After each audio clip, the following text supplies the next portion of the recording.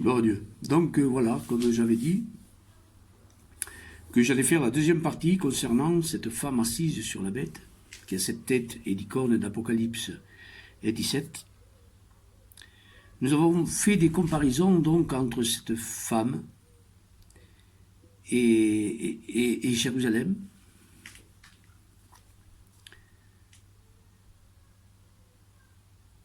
Comme nous avons vu donc dans ce chapitre 17, nous avons pris 4 caractéristiques qui sont communes, je dirais, à cette femme et à Jérusalem. C'est-à-dire que nous avons pris 4 thèmes qui sont la femme assise sur les grandes eaux, la femme sanguinaire, la femme prostituée et sa destruction. Maintenant, cette partie va être consacrée essentiellement aux 7 têtes de la bête. Et nous allons parler aussi des 10 cornes. Nous allons voir donc que non seulement par les Écritures de la parole de Dieu, bien sûr, mais aussi par l'histoire, comment ces 7 têtes sont en rapport donc avec Jérusalem. Donc je vais, avec l'aide du Seigneur, avec l'aide de notre Dieu, de pouvoir simplifier au maximum cette étude afin que tout le monde puisse comprendre, car c'est vrai que c'est assez compliqué, mais le Seigneur, je pense qu'il veut maintenant parler, dire les choses telles qu'elles sont. Nous arrivons dans les derniers temps, et donc je vais essayer de simplifier au maximum afin que tout le monde puisse comprendre. Premièrement, donc, dans ce chapitre 17, dans le verset 9 et 10, il est parlé de ces 7 têtes, et il dit, ces 7 têtes sont 7 montagnes sur lesquelles la femme est assise. Ce sont aussi 7 rois. Concernant les 10 cornes, dans le verset 10 et verset 12, excusez-moi, ce sont 10 rois qui n'ont pas reçu, il est dit, encore de royaume, mais qui recevront autorité comme roi pendant 1 heure avec la bête. Nous voyons aussi que ces 10 rois sont les 10 orteils, nous verrons, des pieds de la statue dont Daniel nous parle.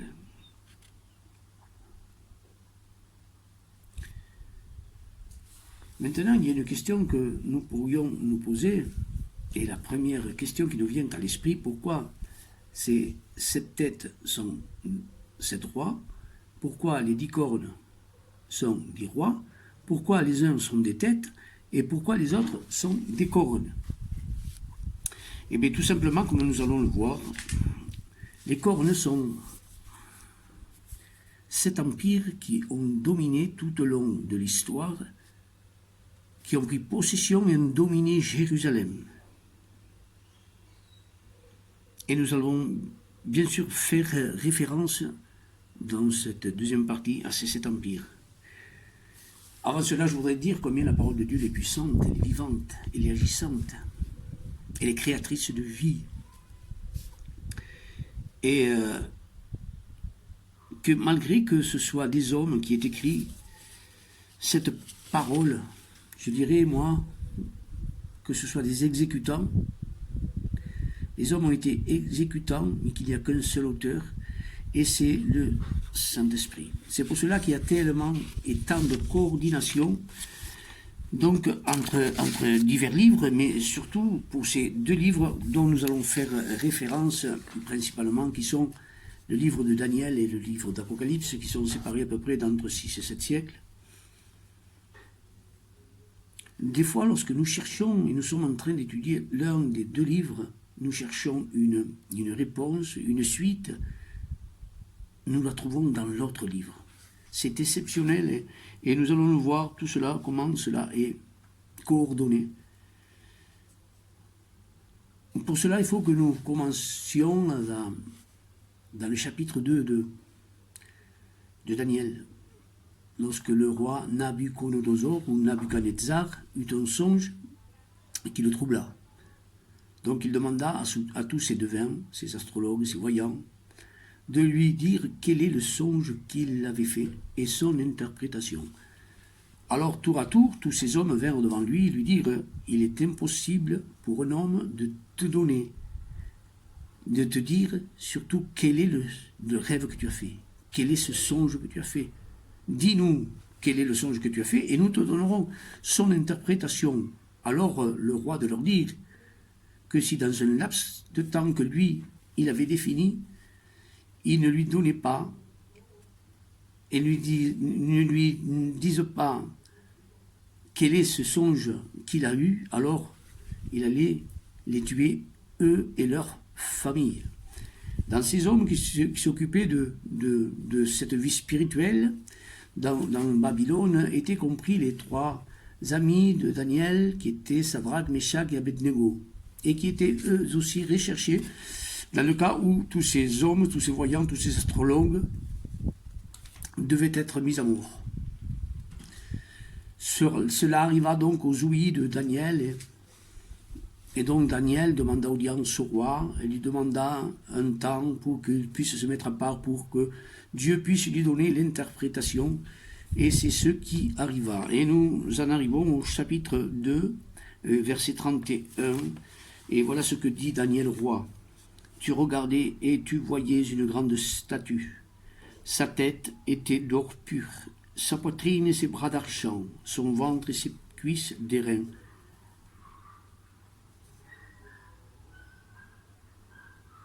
Ses jambes de fer,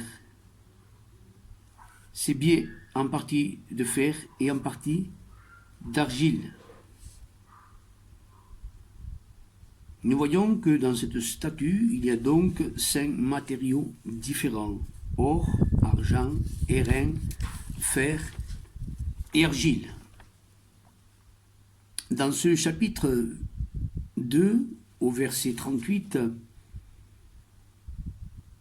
Daniel lui dit au roi, « Voici, ô roi, c'est toi qui es la tête d'or. » Au verset suivant, il lui dit, « Après toi s'élèvera un autre royaume moindre que le tien. » Puis un troisième royaume qui sera d'airain et qui dominera sur toute la terre.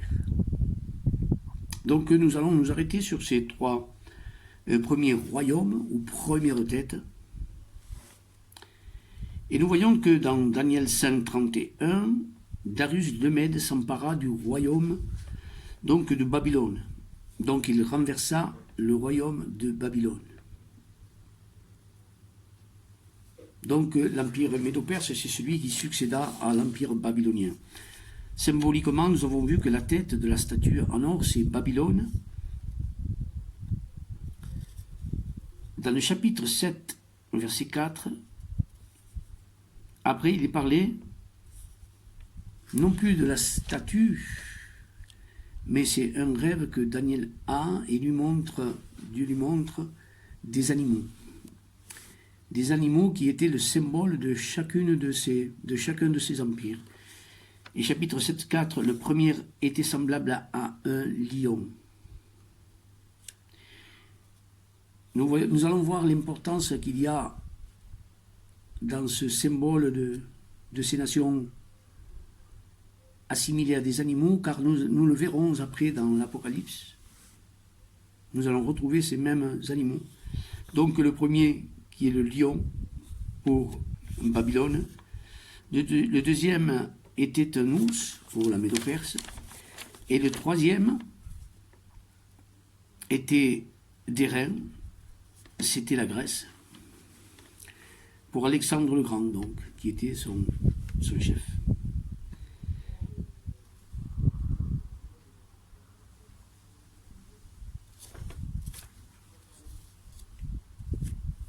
Nous avons vu donc dans l'ordre que Babylone prit Jérusalem, et cela se fit entre 587 et 586 avant notre ère. Nabuchodonosor était le roi, il détruisit le temple, et les murailles de Jérusalem, ainsi que Jérusalem. L'Empire médo-perse, c'est celui qui renversa donc l'Empire babylonien, fut bon envers les déportés judéens. Donc, il leur permit de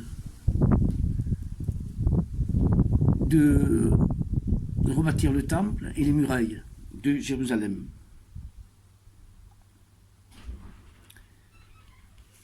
Ensuite vint lui succéder l'Empire grec, qui est le léopard, qui avait 4 ailes et 4 têtes. Nous allons voir maintenant donc, dans ce chapitre 8, à partir du verset 3, je levai les yeux et je regardai, voici un bélier se tenait devant le fleuve et il avait des cornes. Dans le verset 5 à 7, un bouc venait de l'Occident, il arriva jusqu'au bélier, et il frappa le bélier et lui brisa les 2 cornes. Il le jeta par terre et le foula. Verset 8, le bouc devint très puissant, mais lorsqu'il devint puissant, sa grande corne se brisa, et 4 grandes cornes s'élevèrent pour la remplacer, aux 4 vents des cieux. Nous voyons ici comment l'Empire grec, sous Alexandre le Grand, renversa l'Empire médo-perse en 331 avant Jésus-Christ. Nous allons donc nous arrêter ici et nous avons vu que ces 3 premiers empires, ces 3 premières têtes dont nous avons vu les symboles et qui sont l'Empire babylonien, l'Empire médo-perse et l'Empire grec. Maintenant, nous allons retourner dans Apocalypse 17, à partir du verset 9 au 10. Et il nous est dit ainsi, les 7 têtes sont 7 montagnes sur lesquelles la femme est assise. Ce sont aussi 7 rois. Et attention, 5 sont tombés, 1 existe. Donc si nous venons à ce qu'il est écrit, 5 sont tombés et 1 existe. À l'époque de Jean, c'était l'Empire romain qui dominait. Donc, si nous regardons, 5 sont tombés, 1 existe. Le 6e, l'Empire romain était le 6e. Par rapport à Daniel, il y a 2 intrus, puisque si nous partons du début et nous disons que le premier était Babylone, le deuxième Médo-Perse et le troisième Grèce, nous dirions que l'Empire romain serait le 4e. Mais Jean ne nous dit pas ça. Jean nous dit que c'est le 6e. C'est-à-dire qu'il manque 2 empires entre celui de Grèce, sous domination d'Alexandre le Grand, et Rome. Il manque 2 empires.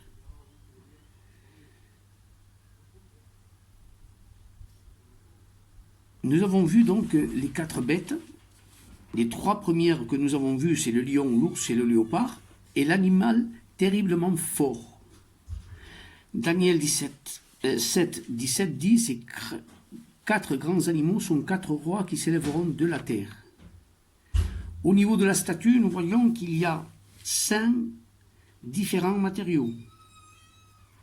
Au niveau des bêtes, donc de Daniel, il n'y a que 4 bêtes. Ce qui veut dire qu'au niveau de la statue, il y a Babylone, Médo-Perse, Grèce, Rome et le dernier empire, celui de la bête, qui se distingue par les 10 orteils et les 10 cornes. Ce n'est que l'empire, le dernier empire, celui de la bête, qui aura les 10 orteils et les 10 cornes, donc qui sont les mêmes. Les orteils et les cornes sont la même chose. Nous voyons donc par cela, en ouvrant une parenthèse, donc que de Rome ne sortira pas la bête. Et nous allons voir plus loin d'où est-ce que la bête va sortir.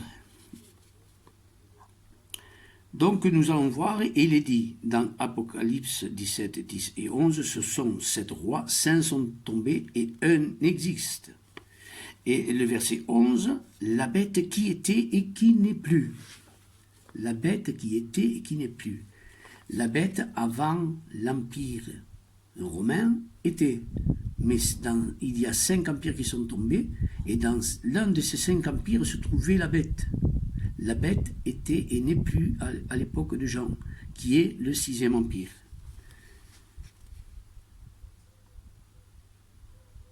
Nous avons vu donc ces 3 empires qui ont pris possession de Jérusalem tour à tour. Nous allons chercher maintenant les 2 intrus, ces 2 empires manquants. Maintenant, nous devons aller à la recherche de ces 2 empires qui ont donc succédé à celui d'Alexandre et qui ont été avant, bien sûr, l'Empire romain. Et pour cela, nous allons donc retourner au chapitre 8 de Daniel, versets 7 et 8. Donc, le bouc Grèce frappa le bélier, Médo-Perse, lui brisa les 2 cornes, le bouc devint très puissant et sa grande corne se brisa. Donc, la grande corne ici, c'est Alexandre le Grand, bien sûr. 4 grandes cornes s'élevèrent pour le remplacer aux 4 vents des cieux. Daniel 11.3. Un vaillant roi, donc Alexandre, dominera avec une grande puissance, au verset 4. Son royaume se brisera et sera divisé vers les 4 vents des cieux. Et il n'appartiendra pas à ses descendants. Il sera déchiré et passera à d'autres.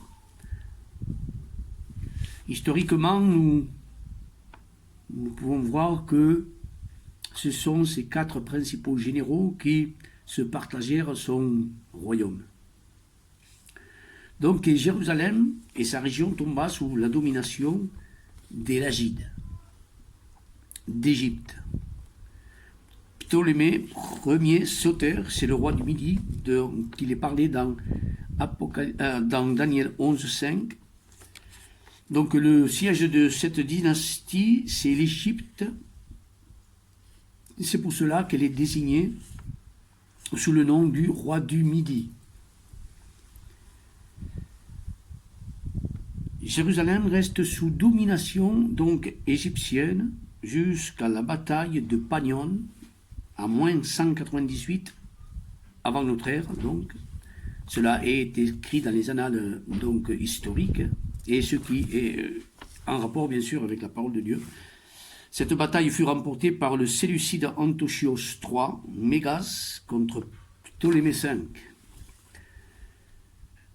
Donc l'empire lagide régna donc depuis l'Alexandrie, sa capitale, en Égypte, les régions de Ionie, Carie, Lycie, Pamphylie et Chypre furent donc sous sa domination, ainsi que la Judée au sein de la Syrie méridionale est intégrée donc à l'empire lagide.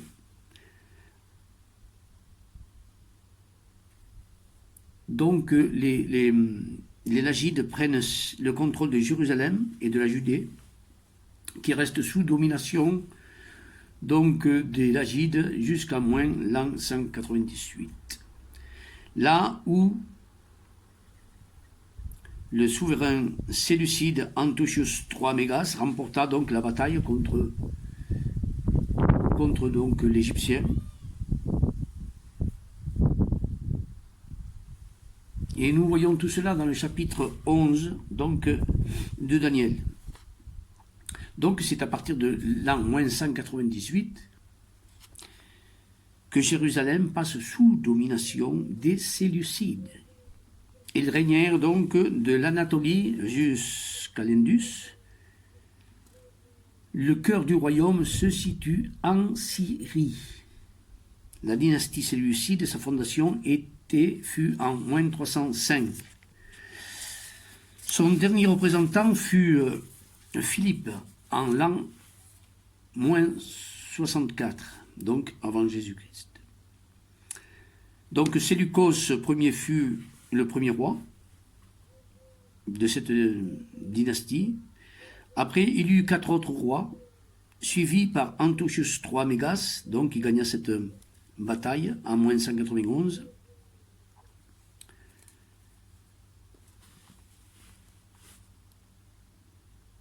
Après, il y eut Séleucos IV, puis après lui 20, Antiochus IV Épiphane, surnommé l'Illustre, qui régna de l'an moins 175 à l'an moins 164. Donc la tradition judaïque le décrit comme un ennemi du peuple juif. La fête d'Hanouka prit naissance là, à cette époque, lorsque ils réinaugurèrent donc l'autel des offrandes 3 ans après son interdiction donc par Antiochus IV, Épiphane donc. Il est considéré comme l'antichrist dans la tradition judéo-chrétienne. Il tenta d'helléniser donc complètement Jérusalem et dédier le temple à Zeus. Il est dit aussi qu'il sacrifia une truie dans le temple. L'histoire dit qu'en l'an 167 avant notre ère, il profana le temple donc, interdit de célébrer le sabbat. Toute célébration dans le temple était interdite, ainsi que la circoncision, ainsi que d'étudier la Torah. Cela provoqua l'insurrection ou les révoltes des Hasmonéens, et cet état dura 3 ans, depuis l'an moins 167 à l'an moins 164, donc il fut la mort d'Antiochus Épiphane. Donc cette fête d'Hanouka fut inventée par les Juifs une fois qu'il est décédé. C'est la fête d'Hanouka, la fête des Lumières. C'est là où ils allumèrent la Ménorah, qui avait été donc éteinte aussi pendant toute cette période. Cet Antiochus Épiphane est celui dont parle Jean dans Apocalypse 17:8. La bête qui était et qui n'est plus et qui sera. C'est bien Antiochus Épiphane. Je pense que tout cela est clair maintenant dans tous les esprits. Donc si nous faisons un récapitulatif, la première tête, Babylone, tête d'or de la statue, lion, aujourd'hui c'est l'Irak. La deuxième, c'est la Médo-Perse, bras d'argent, poitrine et bras d'argent, qui aujourd'hui c'est l'Iran. La troisième tête, comme nous venons de voir, a comme symbole la Grèce. La quatrième tête est une des 2 jambes des reins. Car si nous avons vu, au niveau de cette statue, il y a le ventre et les cuisses des reins. Il y a le ventre, qui était l'Empire grec, et ses cuisses. Une cuisse, qui était le 4e tête, était l'Égypte, et la seconde était la Syrie. Et la 6e tête, comme nous avons vu, donc,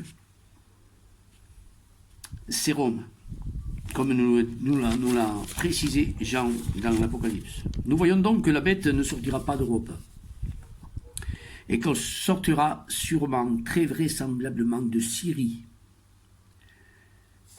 Malgré que l'Europe soit impliquée, et que nous le voyons dans les 2 pieds, les 10 orteils de la statue de Daniel, Ce qui voudrait dire que sûrement l'Europe des 27 ne va pas tenir. Mais nous ferons peut-être une autre vidéo, on verra, concernant cela. Maintenant, nous allons chercher la 7e tête.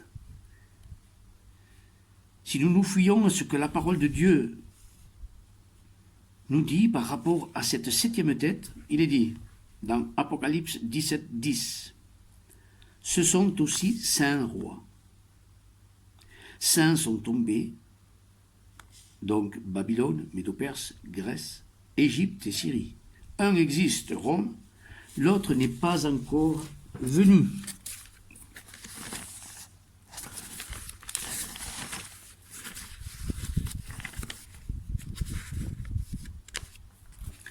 Et quand il sera venu, il doit rester peu de temps. Donc à l'époque de Jean, qui vivait à l'époque de la 6e tête, qui est Rome, la 7e n'était pas encore, donc n'avait pas pris encore possession, bien sûr, de Jérusalem. Dans l'histoire de Jérusalem, après la domination romaine, il a été élevé dans cette ville de nombreux temples dédiés à des faux dieux, comme celui de Jupiter, Vénus, Asclépion, Sérapis et autres. Je pense que la 7e tête est l'Empire ottoman, empire fondé au XIIIe siècle. Celui-ci domina et régna sur Jérusalem pendant une période très courte, de l'an 1516 à l'an 1517. C'était l'Empire turc. Sa dissolution se fit en 1923. Mais c'est l'Empire qui régna sur Jérusalem après l'Empire romain et que sa domination fut la plus courte, en accord avec la parole de Dieu d'Apocalypse 17.10. La 7e tête doit rester peu de temps. Effectivement, l'Empire turc ottoman n'a régné qu'une seule année sur Jérusalem.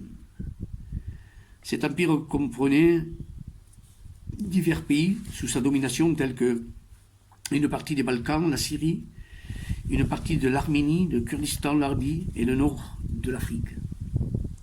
Voici donc ici les 7 têtes qui ont dominé Jérusalem et qui correspondent aux 7 têtes de la bête, dont seulement Jérusalem et 7 femmes assises sur cette bête, et cela ne peut être autre que Jérusalem.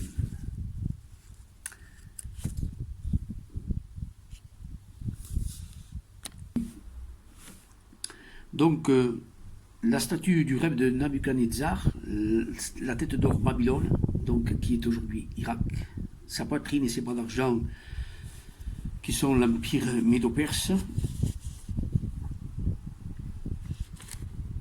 qui est aujourd'hui l'Iran. Son ventre et ses cuisses étaient des reins. Ici l'empire grec. Son ventre représente le premier empire donc d'Alexandre. Ces deux cuisses représentent, comme nous avons vu, l'Égypte et la Syrie. Le 6e, nous avons vu que c'est Rome.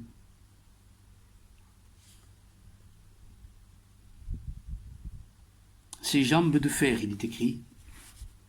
L'Empire romain, en 395, à la mort de Théodore, partage en 2 parties l'Empire romain d'Occident et l'Empire romain d'Orient.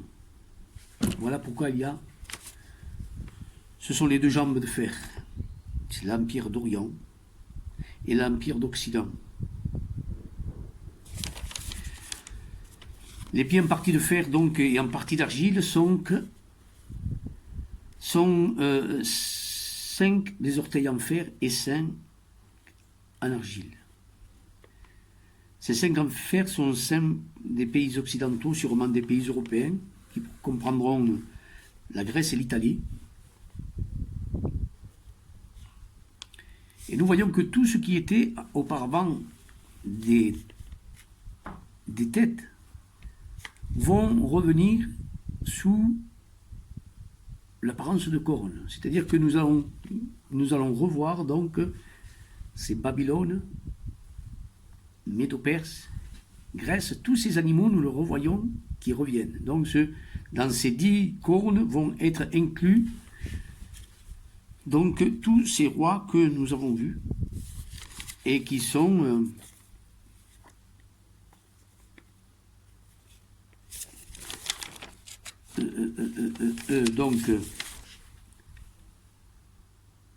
Babylone, Irak aujourd'hui, Médo-Perse, Iran, 3e, Grèce, 4e, Égypte, 5e, Syrie, 6e, Rome, 7e, Turquie,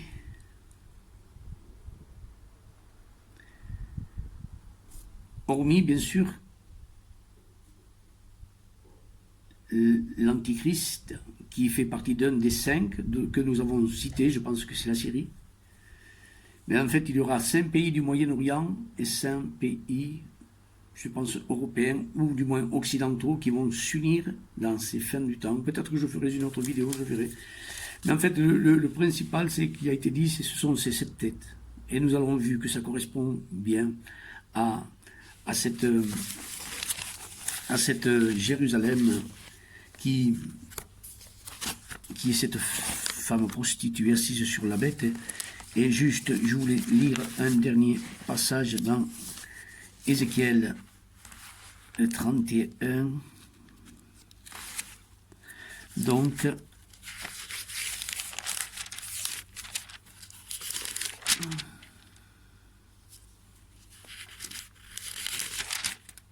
Ézéchiel 16, excusez-moi.